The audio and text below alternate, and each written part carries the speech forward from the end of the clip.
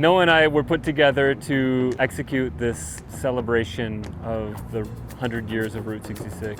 The vision was exterior to us, which is so fun because I never would have made this in 100 years of Route 66. Initially, the little phrase that we had tagged was mother, memory, and map. Not wanting the wall to read linearly, we were talking about this central figure, somewhere where you kind of start and then you can grow from that. I think oftentimes when you have an orientation that's so narrow, then it kind of forces you into this like left to right reading of you start here and you end here, and we wanted to just fight against that and do something that allowed your eye to play with so many different readings.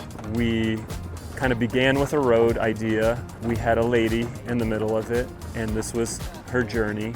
The concepts of car culture were important to us because we wanted to kind of nod to what a special community of car culture we have here. Noah and I wanted to point to the special wildlife here. And then we have a lobo that represents the school, and I would say New Mexico. So this is memory, experience, creating a virtual experience in your mind. I hope people see it and go, that's interesting, or that's beautiful, or what is that?